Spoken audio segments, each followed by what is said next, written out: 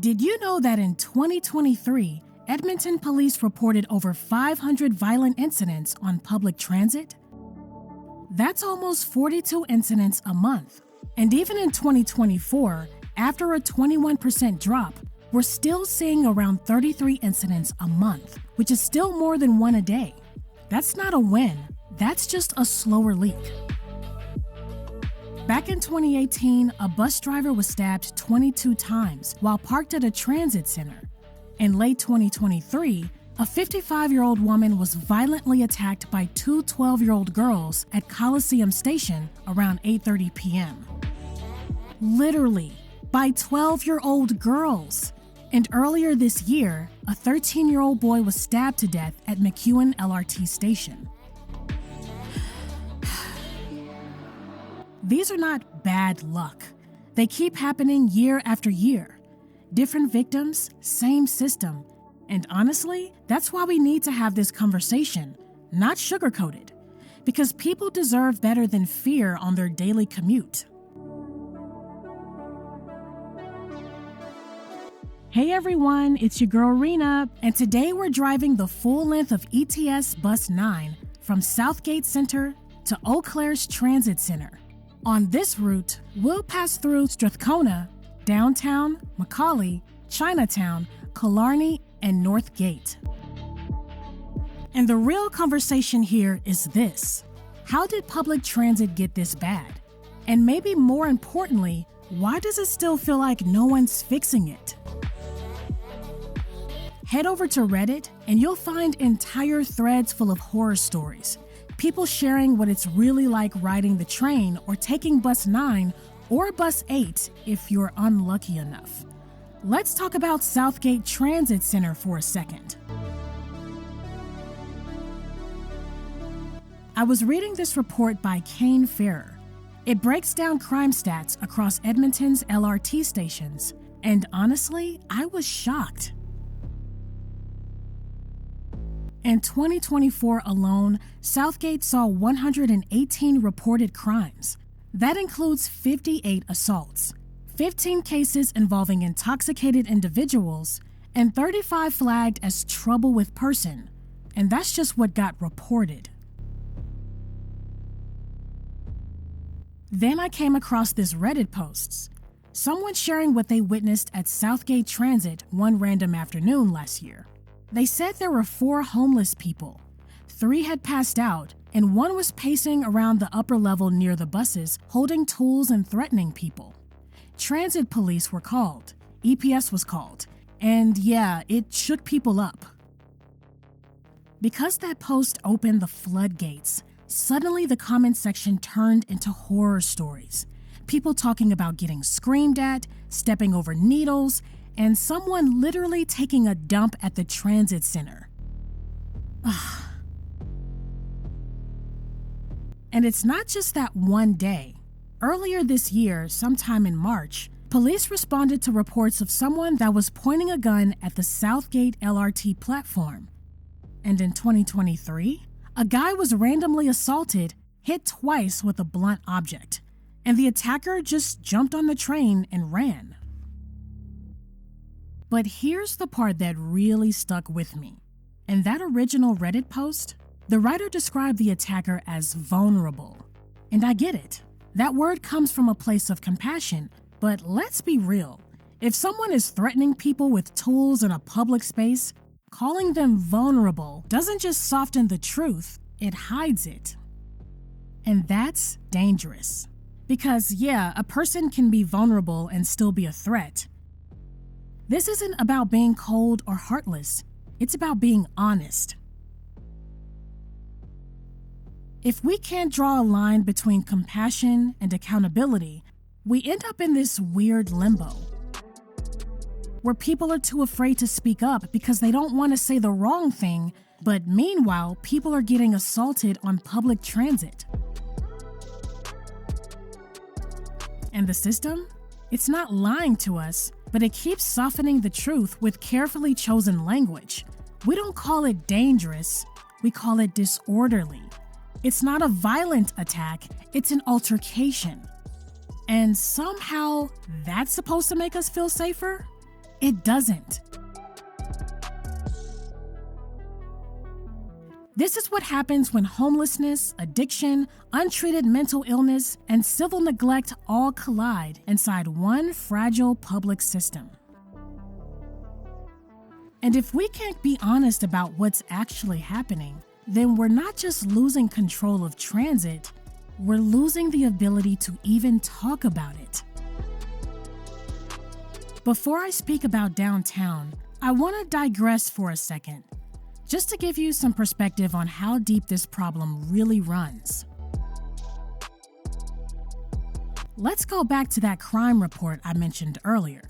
According to the data, Kingsway Royal Alex Station had the highest number of reported crimes across the entire ETS network in 2024, a total of 325 incidents. That's nearly one incident every single day, all within just half a kilometer of that one station. 208 of those cases were assault, and another 54 were reported as trouble with person, which is basically code for aggression, harassment, and all kinds of confrontations that don't make the news but still mess with your day. And here's the thing, Kingsway Transit Center is right next to a major hospital. Let that sink in.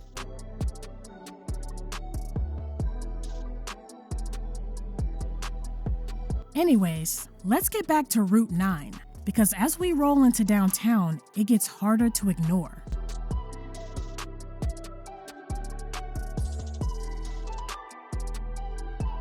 Alright, now let's talk about downtown. This is the heart of the city. You've got the skyline, the condos, the restaurants, the arena, all packed into a few square blocks. It should feel like the safest, most public place in Edmonton. But here's the reality. Downtown also sees some of the highest concentrations of crime in the entire city. And what makes it especially complicated is how close the LRT stations are to each other. You've got Churchill, Central, Bay Enterprise, Corona, Government, all stacked within a few blocks. So, when analysts try to map out crime in this area, they have to shrink the radius down to just 200 meters. Otherwise, the hotspots just bleed into each other. That's how dense the crime footprint is down here. Let's look at just a few stations. 102 Street Stop saw 166 reported crimes in 2024. That includes 83 assaults, 52 confrontations labeled trouble with person, and a homicide. Central Station wasn't far behind. 165 cases including 84 assaults, 23 drug-related incidents, 33 confrontations, and another homicide. Corona Station, 83 cases. Quarter Stop, 67. Bay Enterprise, 50. Government Station, 22. It's not just one bad corner, it's an entire zone where multiple stations are struggling with the same problems: assaults, overdoses, confrontations, weapons call. I mean, the list goes on.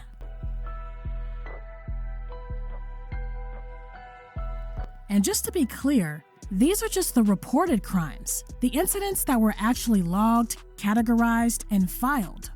So the real numbers are actually higher. Let that sink in for a second. Alright, leaving the downtown core behind, we're heading up 101 Street, driving straight through Macaulay and Chinatown. And if you lived around here, you probably have your own horror story to share.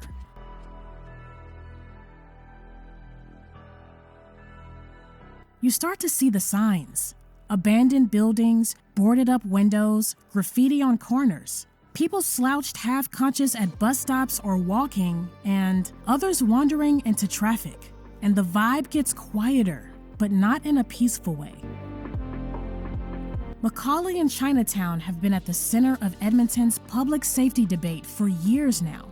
Not just because of transit, but because of what's happening around it.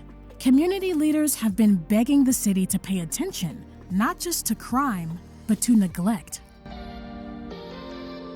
And it's not just anecdotal. In one alarming incident, a video surfaced showing a man and woman allegedly smoking meth on an LRT train in front of other passengers. That's not just disturbing, that's become routine. And that's the problem. A 2024 City News poll even found that 75% of Edmontonians don't feel safe on public transit. Even though police claim transit center crime has dropped slightly, most riders don't feel it. One person told CTV after hearing about the Coliseum Station attacks, and yeah, that's the one I mentioned earlier, "I don't feel safe." And honestly, a lot of people feel the exact same way, even if they're too tired or too used to it to say it out loud. Transit operators are feeling it too. Drivers have said that when you're heading up 97th Street, you see it all. Open drug use, people yelling at each other, sometimes even banging on the shelter glass. And if a group at the stop looks sketchy or aggressive, they'll just skip it, not out of disrespect, but out of instinct. Because sometimes it's just not worth the risk to open the doors. And it's not just the transit side, it's the local businesses too. One business owner in Chinatown said, "Even with extra police on the streets, nothing changes. I've had to clean up used needles outside my door before opening. People are afraid to come down here." Another said, "We were promised help, but what we really need is presence every day, not just after when something bad happens." You start to get this feeling that public transit isn't failing everywhere, but it's failing here. Because here, you're not just dealing with safety, you're dealing with the collapse of public space. People still live here, people still work here, but the support systems, they're non-existent. If it's not urgent, no one's showing.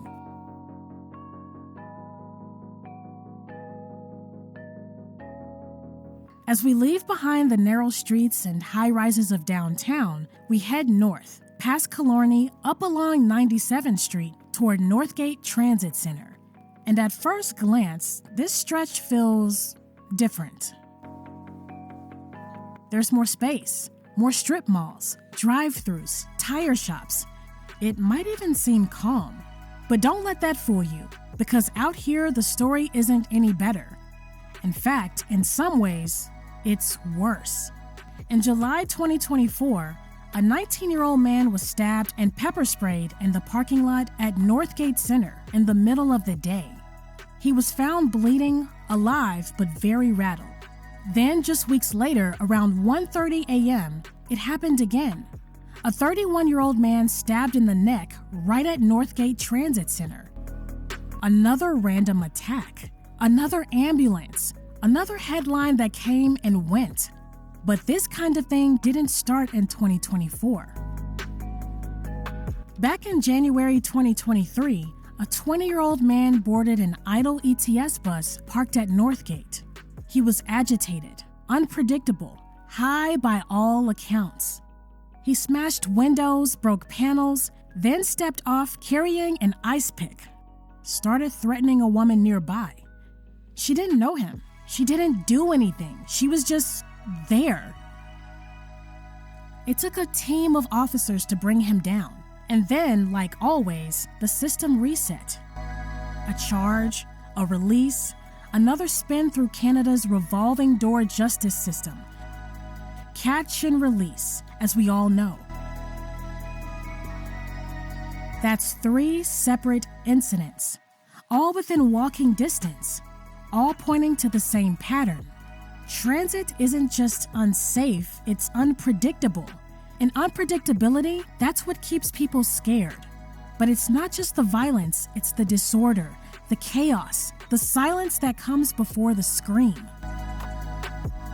People light meth pipes in bus shelters like they're smoking cigarettes. Some ride a few stops, twitching and muttering, then disappear. others never get up. Slumped over, passed out, overdosing, sometimes at 6 in the morning when the rest of the city is barely waking up. One regular commuter said she got to Northgate at dawn and found a man lying face down on the shelter floor. No movement, no breath, no security in sight. Another woman said, "I avoid Northgate after 9 p.m. Just no. It's chaotic. Too many people loitering. Too much tension. There's no one there to deal with it, so you're on your own." Now let's talk about the people behind the wheel.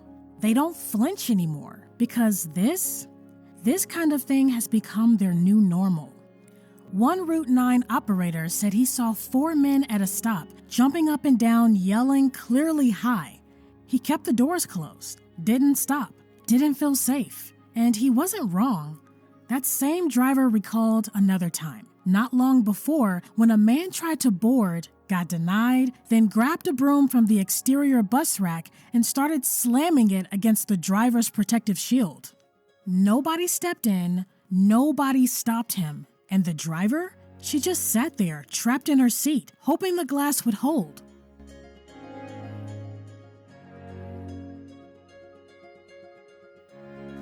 Another operator put it like this: "I've been screamed at, grabbed at, spit on. I lost count a long time ago. I eventually switched to daytime shifts just for my own mental health." Let that sink in. These are the people running our transit system, people trying to do their jobs, and passengers have adapted too. Some people say they wait for the next bus if a stop feels sketchy, and honestly, I would do the same thing. And now, we're heading into the final stretch of Route 9, from Northgate up to Eau Claire's Transit Center. It's quieter out here and more residential, but as the city thins out, something else settles in: perspective. Because after everything we've seen from Southgate to Northgate, a pattern has come into focus.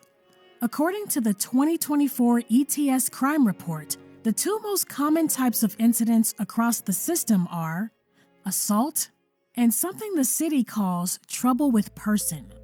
That might sound vague, but it's not.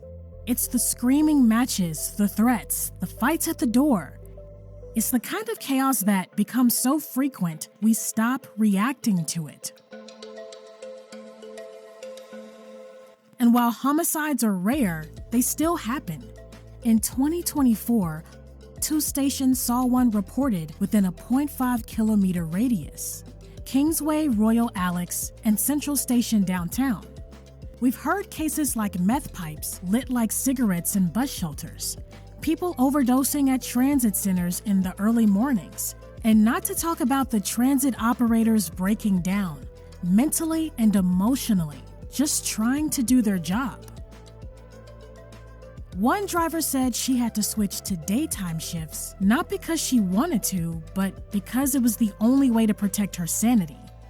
Another refused to open the doors at a stop because the people waiting were twitching, yelling, unpredictable, and she was scared. And 75% of passengers do not feel safe on public transit, especially at night. This has become the new normal, but it shouldn't be, because this isn't about one sketchy day or one isolated issue. This is what happens when homelessness, addiction, untreated mental illness, and civil neglect all collide inside one fragile public system. And when that system starts to fail, it doesn't just fail the drug addicts and homeless people. It fails everyone. So what now? This route ends at Eau Claire's, but the story does not. If we keep softening the truth with gentle language, if we keep pretending that fear is overreaction, if we keep ignoring the collapse of public space, then we're not just losing our transit system. We're losing trust, we're losing connection, and we're losing the ability to fix what's broken, because we won't even call it broken. That's all for today. If this hit home, Don't forget to like, share, and subscribe to V and Rena for more honest, real-world content just like this. This is your girl Rena, signing off.